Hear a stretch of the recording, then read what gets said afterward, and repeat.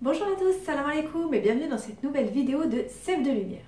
Alors aujourd'hui, on va parler d'un sujet qui est très important à mes yeux quand on veut pratiquer le Montessori à la maison. Ça va être de poser le cadre avec ses enfants. Alors bien souvent on entend que quand on fait du Montessori, les enfants font ce qu'ils veulent, qu'il n'y a pas de règles à respecter, qu'on fait des enfants rois finalement, et un petit peu par extension avec la parentalité bienveillante, que voilà, il ne faut pas frustrer les enfants, etc. etc. Alors qu'en fait, la pose d'un cadre est vraiment quelque chose d'essentiel dans la pédagogie Montessori, et on va voir tout au long de cette vidéo pourquoi c'est important de poser le cadre et qu'est-ce que ça va apporter à vos enfants. Avant d'aller plus loin, je vous informe juste que ma formation, mon organisation Montessori est en promo toute la semaine. Donc si vous cherchez un système d'organisation à mettre en place chez vous pour pouvoir faire du Montessori avec vos enfants, que ça soit en IEF ou dans le cadre du co-schooling, vous pouvez aller voir, donc jeter un œil au descriptif et au programme complet de la formation. Je vous mets le lien donc dans le descriptif de la vidéo. Dans cette formation, on va principalement parler de l'organisation pratique, quand et comment proposer des activités Montessori à son enfant, de l'aménagement de l'espace, de la séance de travail, avec bien évidemment la pose du cadre qui sera donc développée dans cette formation. Et on va également parler donc du matériel, du budget et de la progression à suivre avec les enfants. Donc je vous laisse regarder, je vous mets tout ça en description. Donc maintenant je vais vous donner les 5 raisons pour lesquelles poser un cadre en Montessori est vraiment extrêmement important pour l'enfant. Et donc la première chose, ça va être déjà de sécuriser l'enfant.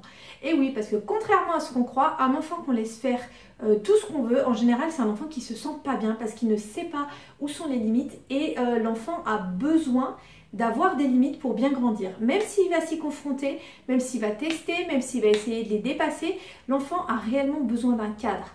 Donc vraiment moi le conseil que j'ai à vous donner, c'est quand vous posez votre cadre, quand vous décidez de certaines règles, il faut s'y tenir. Parce que si un jour on dit oui, un jour on dit non, en fait l'enfant, après il ne sait plus en fait ce qu'il a le droit de faire ou pas faire et c'est très insécurisant chez lui.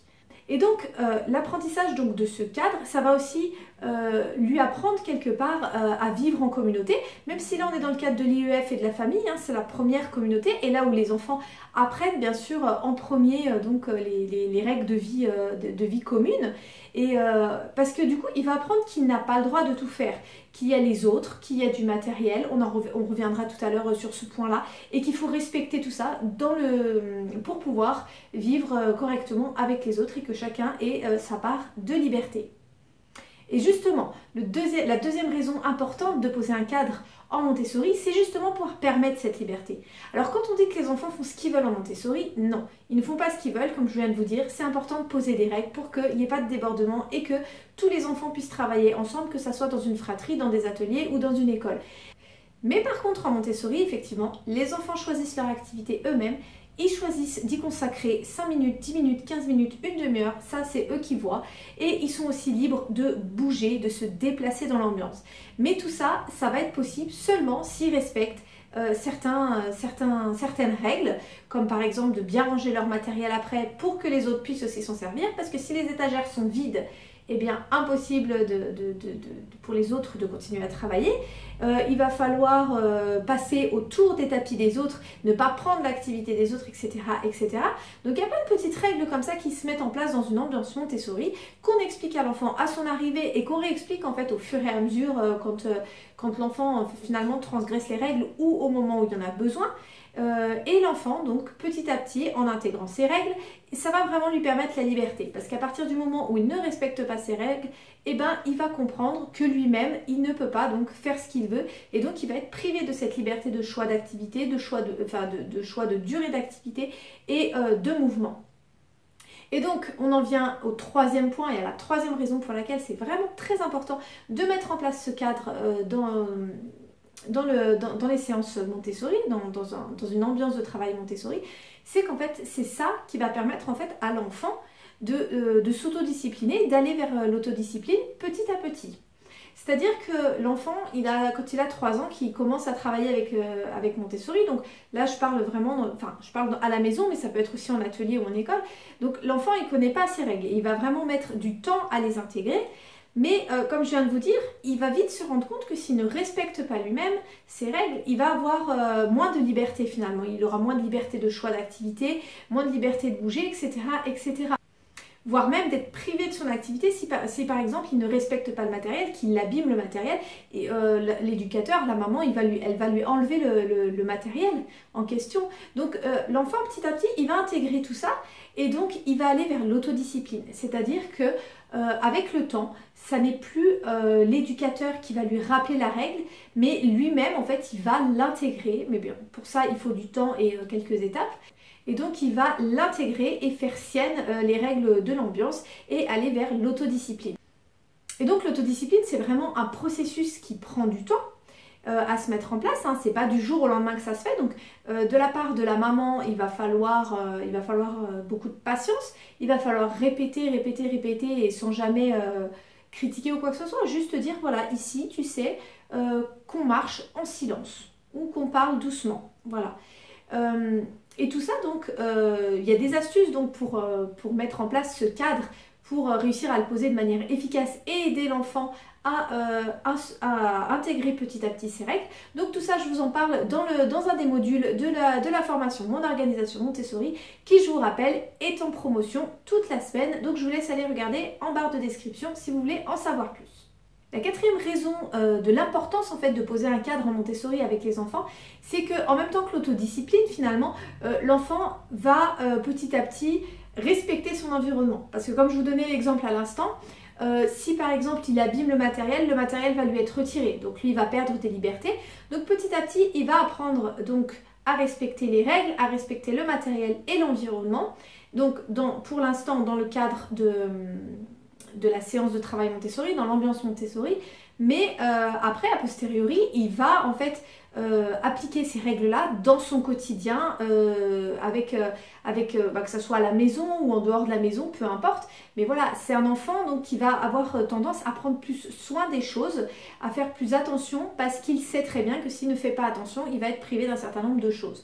Donc vraiment là-dessus, j'insiste, le cadre, c'est vraiment très très important de prendre soin donc, de son environnement et des objets en fait qui nous entourent.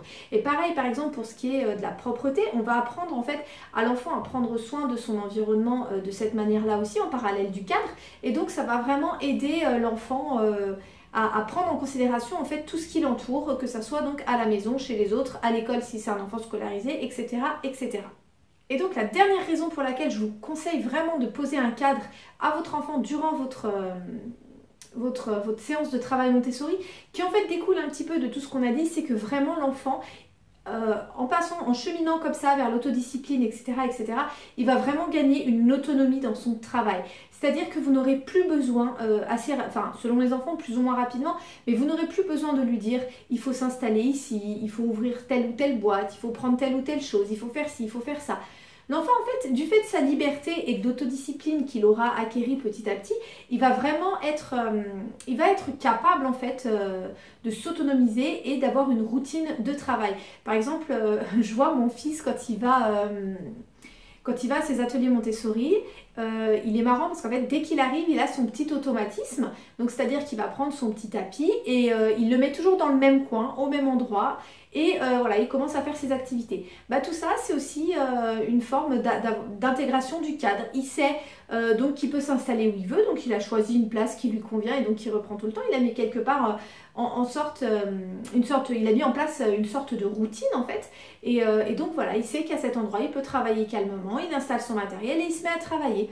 Donc c'est vrai que ça, c'est vraiment l'autonomie dans le travail, c'est vraiment quelque chose de très important parce que finalement, on se rend compte, mon fils, moi, il n'a que 3 ans et demi, on se rend compte que les enfants donc, peuvent acquérir cette autonomie-là dans le travail assez rapidement finalement quand le cadre est bien posé et que les enfants sont bien accompagnés dans la mise en place de ce cadre. Parce qu'il ne faut pas non plus que le cadre devienne quelque chose de rigide où les enfants se sentent frustrés. C'est vraiment un accompagnement et quelque chose qu'on construit avec eux.